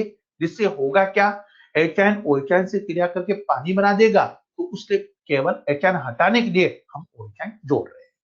कैसे, देखो इस पॉइंट को हम समझते हैं एग्जाम्पल के बेस पर। पहला एग्जाम्पल मैं बता रहा हूं, इसको बहुत ध्यान से समझना, इसके बेस पर आगे सारे एग्जाम्पल आपको सॉल्व करना है। सबसे पहले तो ये देखो, इस रिएक्शन के अंदर हम यहां पर ये पता करें कि कौन हमारे पास में केंद्रीय परमाणु है। यहां मैग्नीज है, यहां पर मैग्नीज है, यहां कार्बन है, ये कार्बन है। H आयन अम्लीय माध्यम को बता रहा है, पानी है, ये H आयन लेना है, पानी के अणु का में कोई उपयोग नहीं करना। H आयन केवल अम्लीय माध्यम को जो बता रहा है उन्हीं को लिखो। MnO4 ion plus oxalate ion, ये चेंज हो रहा है बेटा किसमें? CO2 में, प्लस मैग्नीज प्लस 2 में। जिसकी ऑक्सीजन अवस्था में परिवर्तन होगा उसी को लिखना है, बाकी को हमें नहीं लिखना है। साइड रिएक्टेंट प्रोडक्ट को छोड़ दो। ये हमारे पास में आ गई स्टेप फर्स्ट। पहला पॉइंट लिखा था, पहले पॉइंट को मैं एक्सप्लेन कर रहा हूं, अभी पॉइंट के अकॉर्डिंग बता रहा हूं, इसलिए एक एक पॉइंट को अच्छे से क्लियर करना। सबसे पहले केंद्रीय परमाणु की ऑक्सीजन अवस्था ज्ञात करते हैं बैलेंस करके। एक मैग्नीज बैलेंस है, यहाँ 2 कार्बन है तो यहाँ CO2 के आगे 2 लगाकर कार्बन को बैलेंस करो। सबसे पहले केंद्रीय परमाणु को बैलेंस करना है, फिर ऑक्सीजन अवस्था निकालो। यहाँ मैग्नीज की ऑक्सीजन अवस्था +7, यहाँ मैग्नीज की ऑक्सीजन अवस्था +2, तो डायरेक्ट लिख सकते हो ना। यहाँ कंफ्यूज हुआ एक्स मान कर सोल्व कर लू। यहाँ पर इन दोनों में ऑक्सीजन अवस्था +7, यहाँ +2। यहाँ कार्बन कितना है बेटा? कार्बन +3, यहाँ कार्बन कितना है बेटा? +4।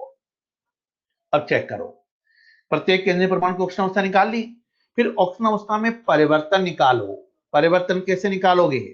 +7 किसमें चेंज हुआ? +2 में। अंतर कितने का आया? 5 का। ये मैंने यहाँ परिवर्तन 5 ले लिया। यहां देखना बेटा, ध्यान देना यहां पर। अब यहां पर हमारे पास ऑक्सीजन अवस्था कितनी है? +3। प्रोडक्ट साइड कितनी है? +4। लेकिन इसमें केंद्रीय परमाणु कितनी है? इसमें 2 केंद्रीय परमाणु, C2 लिखा है। तो ये एक अणु कितने इलेक्ट्रॉन ले रहा है या कितने इलेक्ट्रॉन दे रहा है, वही तो अंतर आएगा।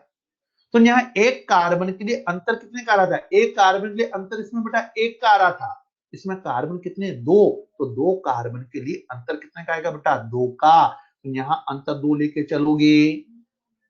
ये चीज हमें ध्यान रखना है। वापस दोबारा समझो। क्रिया करक की तब कार्बन की ऑक्सीजन अवस्था कितनी थी? +3। उत्पाद कितनी थी? +4। अंतर कितने का? 1 का। लेकिन केंद्रीय परमाणु के अंदर कितने कार्बन है? C2, 2 कार्बन है। तो 2 कार्बन के लिए अंतर कितना होना चाहिए? 2 कार्बन के अंतर लिए अंतर 2 का होना चाहिए। तो यहाँ अंतर हमने निकाल लिया। यहां तक पॉइंट क्लियर है? फर्स्ट पॉइंट समझ में आगे बढ़े? यहां तक आगे चलो, स्टेप सेकंड पे आ जाए। स्टेप सेकंड क्या बोला था बेटा? ऑक्सीकरण अंक में परिवर्तन से विपरीत क्रम में गुणा करते हैं। विपरीत क्रम में कैसे? पहले वाले केस में देखो, मैग्नीज वाले केस में कितने का अंतर आया? 5 का। ऑक्सीलेट वाले केस में अंतर कितने का? 2 का। तो उसको उल्टा गुणा करो। मैग्नीज को गुणा करें किससे? 2 से। और ऑक्सीलेट को गुणा करें किससे? 5 से। क्यों गुणा किया ऐसा? क्रॉस मल्टीप्लाई कर रहे हैं। 2 से गुणा कर दो उसको 5 वाले को, 5 वाले को गुणा कर दो 2 से। क्यों किया? 2 को 5 से गुणा किया 10, 5 को गुणा किया 2 से 10। दोनों में अंतर को बराबर करने के लिए हम ऐसा कर रहे हैं। यदि ये अंतर बराबर पहले से होता तो हमें गुणा करने की जरूरत नहीं थी। इसलिए हमने यहां पर गुणा किया इसको। अब गुणा करके लिख दो बेटा इसको। तो क्या लिखोगे? मैंने किससे गुणा किया? 2 से। तो 2MnO4 आयन।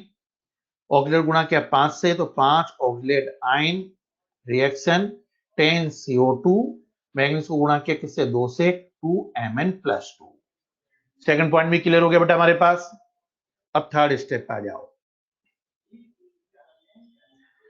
थर्ड स्टेप पे देखो, यहां क्या करना है? वापस रिएक्शन में दोबारा लिख रहा हूं। MnO4 ion plus 5 oxalate ion reaction 10CO2 plus 2Mn+2। अब देखो थर्ड पॉइंट क्या लिखा था?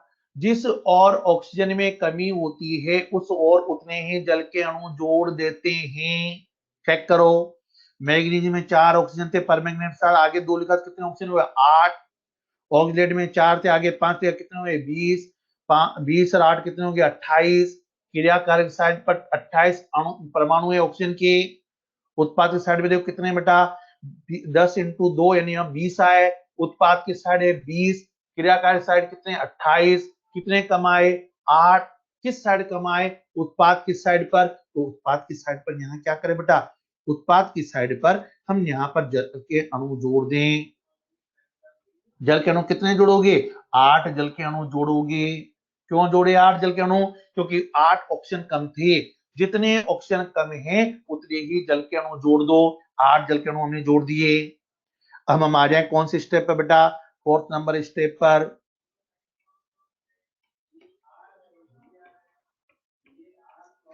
वापस लिखो मैं इस रिएक्शन को। वापस से मैंने यहां पर लिख दिया बेटा। वापस पूरी रिएक्शन लिख दी।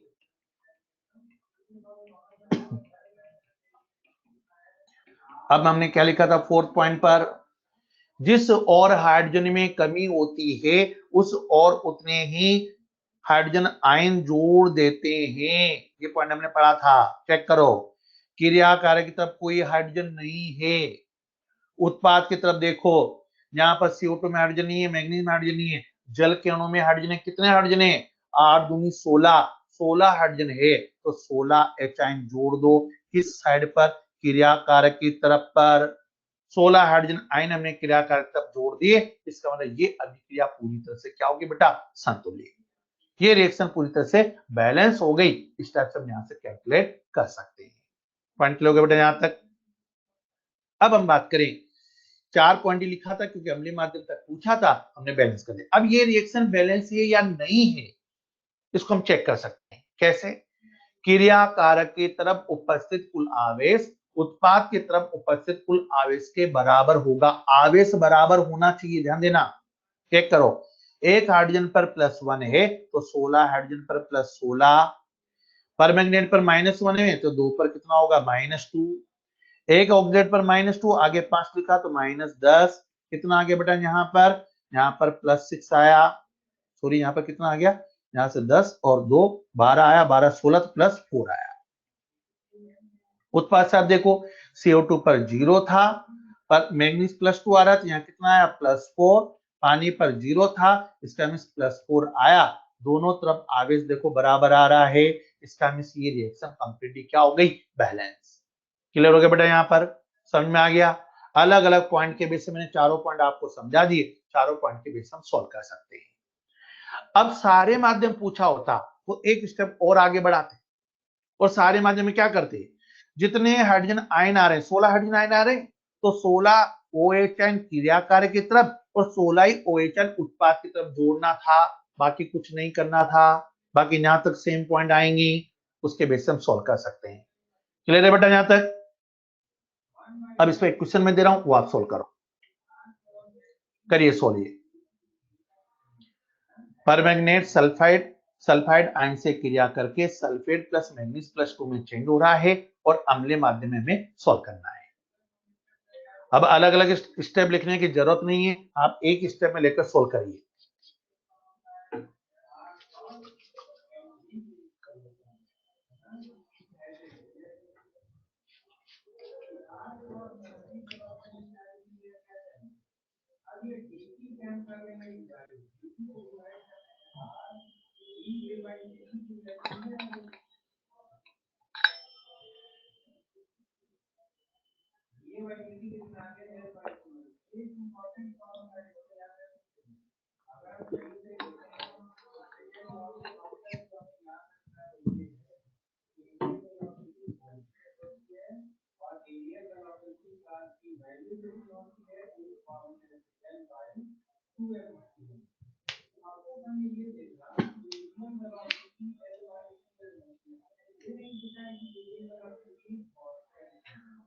सॉल्व हो गया बेटा?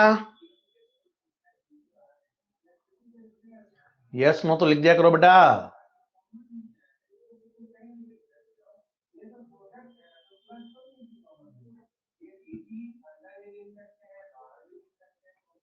सबके कमेंट नहीं आए।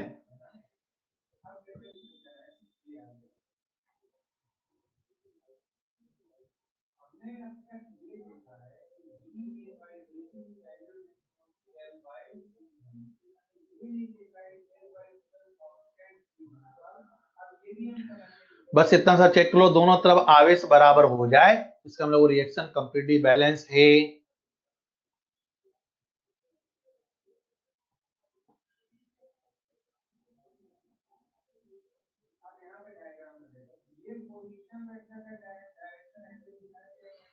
देखो बेटा यहाँ पर कैसे सोल्व करें, ये HN दे रखा है, इस HN का भी यूज नहीं करना है, जो जिसमें चेंज हो रहा है उसी को लेना है। यहां मैंने क्या लिख दिया, MnO4 ion plus sulphide ion, ये चेंज हो रहा है सल्फेट आयन प्लस मैग्नीज +2 में। अब मैं यहाँ पर एक स्टेप में सोल्व करवाऊंगा बेटा, अलग अलग स्टेप में लिखने की जरूरत नहीं, समझने के लिए मैंने अलग अलग पदों में आपको बताया था।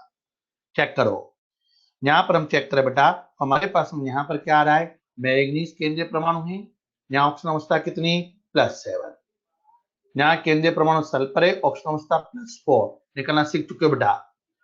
यहाँ सल्फर कितना आएगा +6, यहाँ सल्फर कितना आएगा बेटा +2,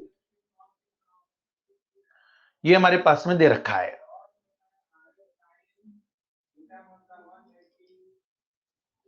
अब देखो बेटा यहाँ पर चेंज निकालो, +7 किस में चेंज हो रहा है बेटा +2 में, अंतर कितने का है 5 का, +4 किस में चेंज हुआ +6 में, अंतर कितने का है 2 का।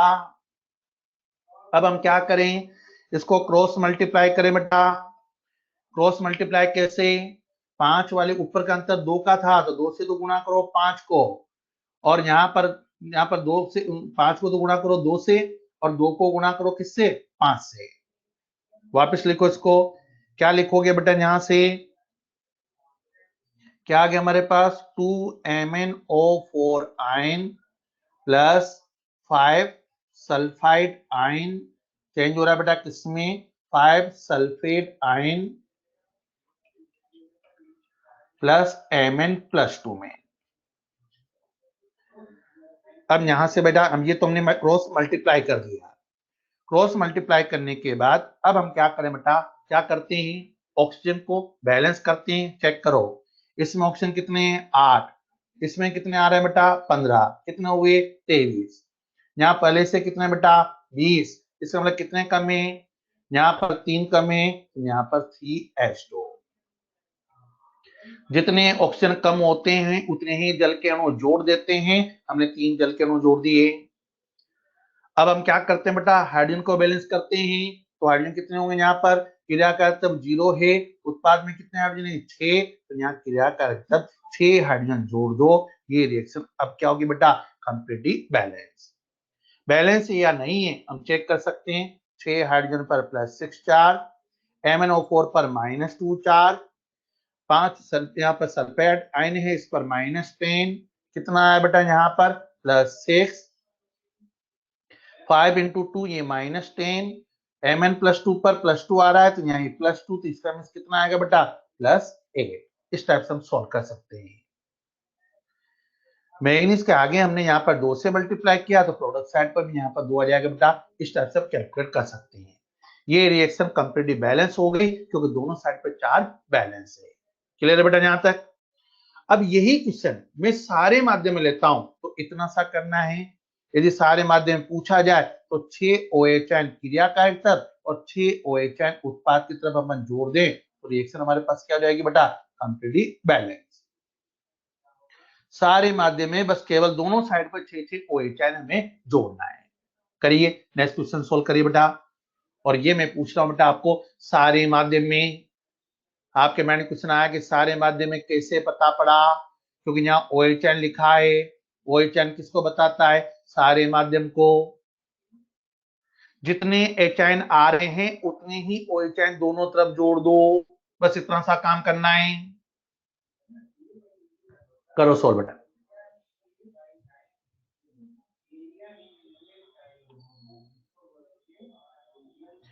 जितने H आयन आ रहे थे उतने OH आयन, वापस इसको दोबारा समझ लो बेटा। तो बच्चों ने पूछा है, यहाँ हाइड्रोजन कितने आ रहे हैं, 3 दूनी 6, वाटर में 6 हाइड्रोजन हैं, तो क्रिया का तब हाइड्रोजन नहीं है, तो हमने 6 H आयन जोड़ा है, इसलिए हमने 6 हाइड्रोजन जोड़ा है बेटा। करिए सोल्व।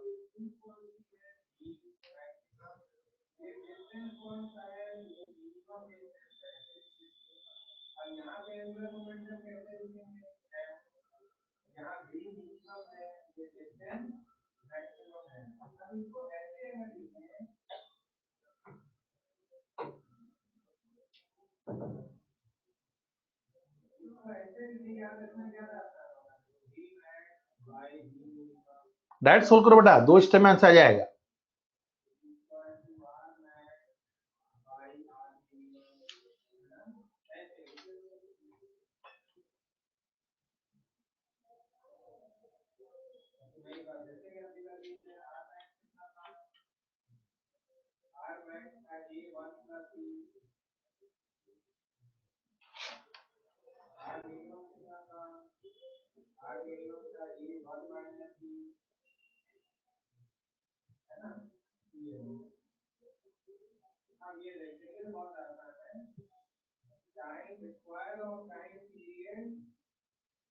सोल्व हो गया बेटा।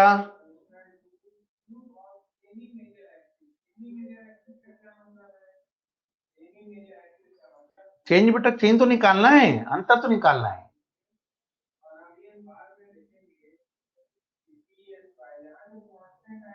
देखो इसको, देखो इसमें चेंज और वापस दोबारा इसको समझ लो अच्छे से।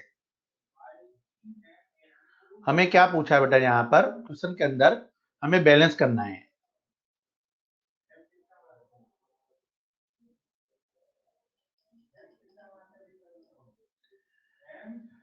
कैसे बेटा, देखो यहाँ पर सेंट्रल एटम हमारे पास कौन आ रहा है, क्रोमियम, और इस क्रोमियम की ऑक्सीजन अवस्था निकालोगे तो क्रोमियम कितना है बेटा, 3। यहां क्रोमियम हमारे पास कितना आ रहा है बेटा, +6। इन दोनों में अंतर निकालें तो अंतर कितना का आया, 3 चेंज हुआ 6 में, तो अंतर आ गया बेटा 3 का। ये तो 3 अंतर आ गया। यहां से हम बात करें बेटा, इसमें थोड़ी सी मिस्टेक थी, IO3 आयन होगा बेटा, यहां पर इसमें IO3 आयन होगा, तब आंसर मिल करेगा बेटा। यहां पर देखो बेटा, हमारे पास में IO3 आयन है और उसके बेस हम यहां से सोल्व कर रहे हैं।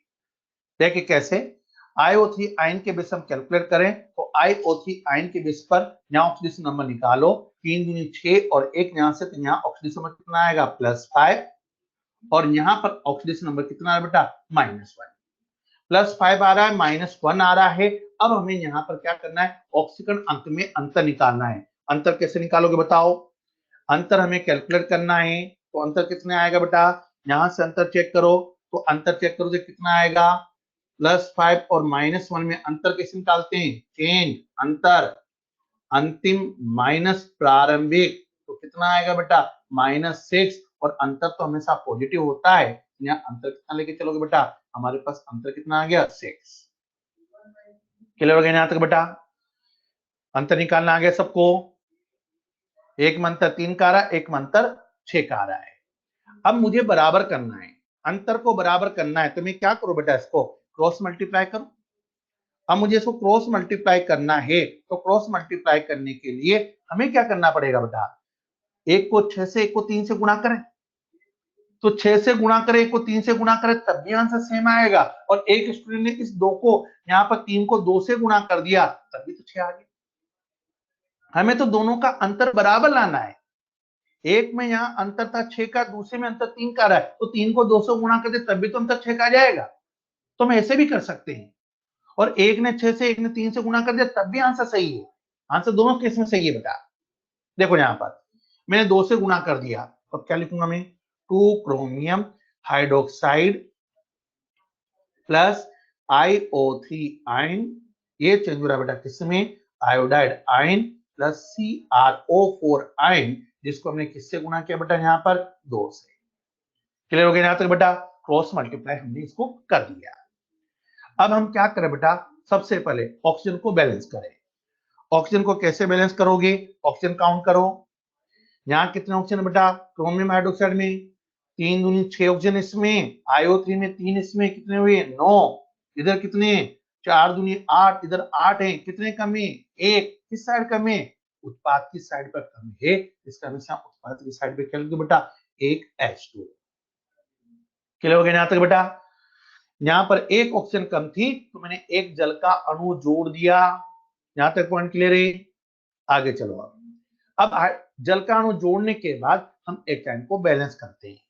एच आयन को कैसे बैलेंस करोगे, चेक करो, यहाँ पर देखो बेटा क्रियाकारक हाइड्रोजन देखो कितने हाइड्रोजन है, 3 दूनी 6, 6 हाइड्रोजन इसमें क्रियाकारक में, OH में 3 हाइड्रोजन थे और 2 आगे थे, मल्टीप्लाई करते 6 आ गया, 6 क्रियाकारक तरफ है, H2 में 2 हैं, यानी उत्पाद की तरफ 2 हाइड्रोजन है, यहाँ उत्पाद की तरफ 2 हाइड्रोजन है, क्रियाकारक में 6 हाइड्रोजन है, कितने कम हाइड्रोजन हुए 4, किस साइड कम है, उत्पाद की साइड कम है, उत्पाद की साइड पर 4 एच आयन जोड़ दो। यहां तक तो सेम सही किया अपन ने अम्लीय माध्यम तक। अब हम बात करना चाहते हैं बेटा सारे माध्यम में, और सारे माध्यम हम कैलकुलेट करना चाहते हैं, तो जितने एच आयन है उतने ही OH आयन दोनों साइड पर जोड़ दो। यहाँ 4 एच आयन है, तो 4 OH आयन उत्पाद की साइड पर और 4 OH आयन क्रियाकारक की तरफ जोड़ दो। बस ये एक एक्स्ट्रा पॉइंट लेना है, जितने भी हमारे पास एच आयन आएंगे उतने ही OH आयन अभिक्रिया के दोनों ओर जोड़ना है, उतने OH आयन जोड़ दिए। रिएक्शन को दोबारा लिखो, 4 OH ion plus 2 mole chromium hydroxide plus IO3 ion, reaction iodide ion plus 2 CrO4 ion plus H2O, और इस 4HN 4OHN को क्या मैं 4H2O लिख सकता हूं बेटा, तो यहाँ पर 4H2O मैंने लिख दिया। टोटल H2O कितने हो गए हमारे पास में, 5H2O हो गए, क्योंकि ये बेसिक मीडियम में है। अब देखो रिएक्शन बैलेंस हुई या नहीं हुई, वो हम यहां से चेक करें। चेक करो कैसे बेटा, यहां पर चेक करें कैसे आया। दोनों तरफ आवेश बराबर होना चाहिए। 4 हाइड्रोक्साइड पर -4, क्रोमियम हाइड्रोक्साइड पर चार्ज 0, IO3 पर चार्ज -1। इसे हमने क्रिया का तब कितना आया, -5। उत्पाद की तरफ जोड़े, आयोडाइड आयन पर -1, CrO4 आयन पर -4 हुआ, H2O 0 है। टोटल चार्ज कितना आ गया बेटा, -5। इसका मतलब ये रिएक्शन पूरी तरह से क्या हो गया बेटा, बैलेंस। इस टाइप से हम यहां से कैलकुलेट कर सकते हैं। वापस मैं रिपीट करा रहा हूं कैसे सोल्व करना है इसको। सबसे पहले क्रोमियम की ऑक्सीजन अवस्था कितनी थी, +3। उत्पाद की साइड कितनी थी, +6। अंतर कितने का है बेटा, 3 का। यहाँ पर आयोडीन की ऑक्सीजन अवस्था कितनी है, +5। उत्पाद तब कितनी है, -1। अंतर कितने का आया, 6 का। यहाँ पर अंतर आयोडीन में 6 का आया, क्रोमियम में 3 का आया। अंतर बराबर करने के लिए हम क्या करते हैं बेटा, क्रॉस मल्टीप्लाई करते हैं। लेकिन यहाँ पर 3 को मैं 2 से गुणा करता हूं तब भी तो 6 आ जाएगा, इससे मैंने डायरेक्ट 2 से गुणा कर दिया। मैं कोई जरूर नहीं, मैं बता रहा हूं वैसे सोल्व करो। आप इसको 6 से उसको 3 से गुणा कर दो, तब भी आंसर सेम ही आएगा बेटा। 2 से गुणा कर दे, 2 से मैंने क्रोमियम को गुणा कर दिया तो दोनों जगह क्रोमियम के आगे मैंने 2 2 लगा दिया, बाकी रिएक्शन सेम लिख दी। ऑक्सीजन चेक करो, क्रोमियम हाइड्रोजन में हाइड्रोक्साइड में ऑक्सीजन कितने थे, 6। IO3 में 3 थे, कितने थे, 9। प्रोडक्ट साइड में CrO4 आयन में कितने थे, 8। कितने कम थे, 1। तो मैंने एक जल का अणु जोड़ दिया बेटा। फिर जल का अणु जोड़ने के बाद H आयन को बैलेंस करते हैं। तो यहाँ देखो बेटा, प्रोडक्ट साइड पर हमारे पास में यहाँ पर कितने हाइड्रोजन थे, 2। क्रिया करते हुए हाइड्रोजन कितने थे, 6। कितने कम थे, 4। तो इसका मतलब मैंने 4 H आयन जोड़ दिए उत्पाद की तरफ, उत्पाद तक कम थे। अब जितने H आयन है उतने ही OH आयन मैंने दोनों साइड पर जोड़ दिए। तो यहाँ दोनों साइड पर OH आयन जोड़ते हैं, ये कौन से माध्यम में बन गए बेटा, सारे माध्यम में। अब ये रिएक्शन कंप्लीटली क्या होगी बेटा, बैलेंस। इस टाइप से हम यहाँ से सॉल्व कर सकते हैं। क्लियर हो गया पॉइंट बेटा, इस टाइप से हम यहाँ से कैलकुलेट करेंगे। ये तो मैंने बात की बेटा किसके बेटा, हमने बात की ऑक्सीडेशन नंबर मेथड की, जिसके बेस पे कैलकुलेट कर रहे हैं। अभी केवल मैंने एक मेथड बताया है, इसमें एक मेथड और है, वो पॉइंट अपन नेक्स्ट क्लास में कंप्लीट करेंगे बेटा। चलिए बेटा, हैंड आउट वापस दोबारा भेज रहा हूँ, और जो भी मेटेरियल आएगा वो सारा आपका लिंक पे मिल जाएगा बेटा। और लिंक पर जो मेटेरियल मिल रहा है उसको डाउनलोड कर लें, और उसमें सारे PDF के बेस पर आप सॉल्व कर सकते हो। अभी जो हमने पढ़ा है उससे रिलेटेड कोई डाउट हो तो आप बताइए।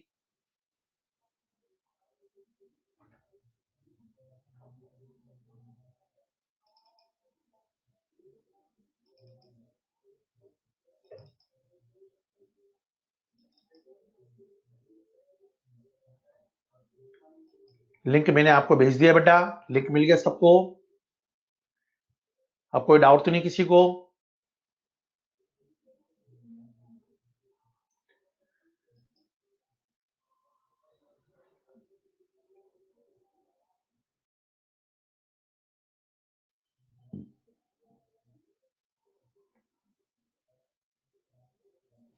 रिएक्शन में पहले से H आयन या OH आयन हो तो उसे हमें काउंट नहीं करना है।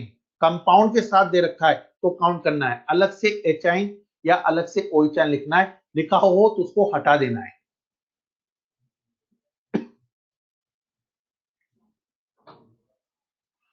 लास्ट वाले रिएक्शन में क्रोमियम हाइड्रोक्साइड था, हाइड्रोक्साइड।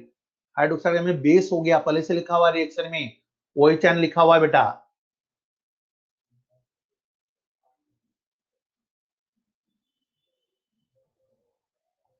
और कोई डाउट?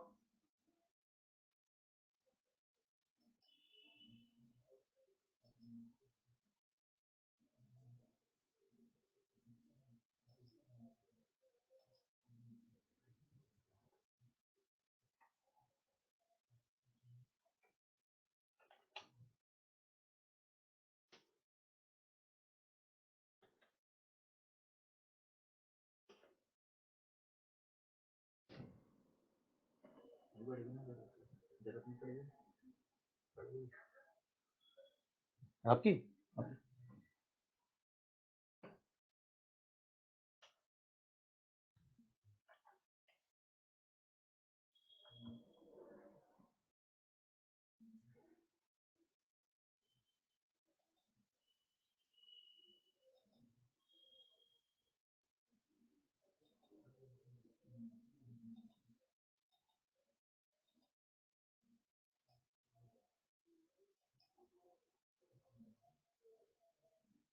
डाउट तो बेटा और किसी को? चले बेटा, बाकी फिर अपन नेक्स्ट क्लास में डिस्कस करेंगे।